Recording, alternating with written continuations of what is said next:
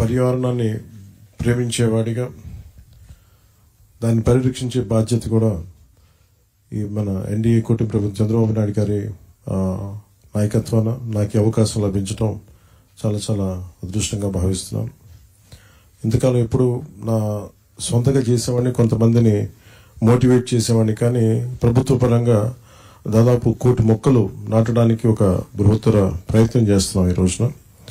దానికి తగ్గట్టుగా వరుణ దేవుడు కూడా ఈ రోజున వర్షం కురిపించి ఒక శుభాశీస్సులు అందజేశారు ఆయన. సో మనస్ఫూర్తిగా మీ అందరికీ నా ధన్యవాదాలు. ఇందాక పాప చదివినట్టుగా ఈ ప్రతిజ్ఞ, సో మనకి హరిత ఆంధ్రప్రదేశ్ కావాలి, ఇది చాలా ఈజీగా ఉంటుంది ప్రతిజ్ఞ. దీనిని నిలబెట్టుకోవడం మటుకు చాలా కష్టం. ఒక చెట్టుని పెంచటం, కూల్చేయడం చాలా తేలిక, కానీ పెంచడం చాలా చాలా కష్టం. మీకున్న విద్యార్థులందరికీ కూడా మీ అందరికీ చాలా నేను చిన్నప్పుడు ఇప్పుడు చదువుకున్న పాఠాన్ని నాకు చాలా ప్రేరణ అది. అంటే ఈరోజు మనం ఒక చిన్న ప్రతిజ్ఞ కదా దీని గురించి అని అనిపించవచ్చేమో, కానీ పర్యావరణ ప్రేమికుడిగా ప్రకృతి రక్షించుకోవాలి అనుకునే ఒక ఆలోచన ఎప్పుడు చిన్నప్పుడు స్కూల్లో ఒక చిన్న పాఠం ఉండేది, 3 కాళ్ళ ముదస్సులి అని. ఆల్మోస్ట్ కాటికి కాళ్ళు చాపుకొని చావుకు ఎదురు చూస్తున్న ఒక ముసలతను ఒక తినేసిన మామిడి టెంకని చిన్న గొయ్యి తీసి రోడ్డు మీద రహదారులు ఎక్కడ ఒక అడవిలో ఉండే ఒక బాట వైపు నాటుతూ ఉంటే, ఆ దారి వెంబడి వెళ్తున్న మహారాజు, ఆయన సైన్యాధిపతి వేట చేసుకుని వాళ్ళు తిరిగి రాజధాని వెళ్తా ఉంటే, ఆ మహారాజు అంటాడు సేనాధిపతి తోటి, చూడండి ఎంత ఆపాప గుర్రాలు ఆప అని చెప్పి గుర్రాలు ఆపి చూస్తుంటారు. ఆ తినేసిన మామిడి టెంకని అతను పక్కన నాటుతూ ఉంటాడు. పక్కన తన మనవాడు ఏదో సహాయం పడుతూ ఉంటాడు.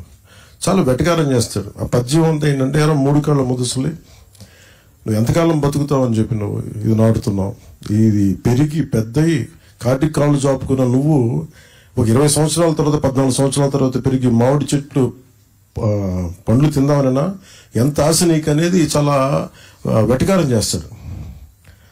అతను నవ్వుతా అంటే తల ఉంచుకొని చాలా వినమ్రత ఒకటే మాట మాట్లాడతాడు, నా కోసం కాదు నా మనవడి తరం కోసం నాటుతున్నాను. ఈరోజు మనం నాటే ప్రతి చెట్టు మనకేదో అద్భుతం ఉందని కాదు, కానీ ఇక్కడున్న భావితరాల కోసం నాటుతున్నాం. అది గౌరవ ముఖ్యమంత్రి చంద్రబాబు నాయుడు గారు కూడా ప్రతిజ్ఞ ఇచ్చి ఇది చదివిద్దామని మాట్లాడుతుంటే నన్ను అడిగారు, ఎలా చేద్దాం దీనంటే, మీరు చదవండి సార్ మేము ఫాలో అవుతామంటే, ఆయన సదుద్దేశంతో లేదు భావితరాలకి ఇది కావాలని చెప్పి మీ ఇక్కడ ఉన్న విద్యార్థులని పిలిపించి మరి ఆ పాప చేత చేయించడం నిజంగా ఆయన సహృదయతకి, ఆయన దార్శనికతకి నిదర్శనం. ఇది మనం ఏమి చేసినా ఇది భావితరాలకి బాగుండాలనే చేస్తాం తప్ప, ఈరోజు మనం చేసే ఏ పని కూడా మనకంటే కూడా ఉచితరాలు బాగుండాలి.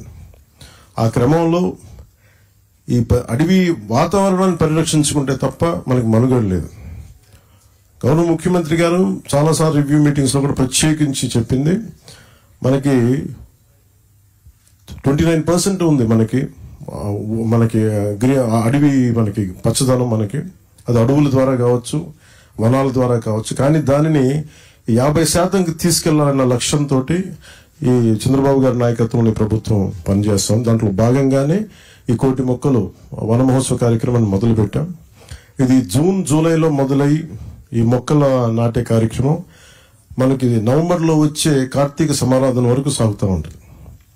ఒకటి మొక్కలు నాటడమే కాదు, దాన్ని పరిరక్షించుకోవడం కూడా చాలా చాలా అవసరం.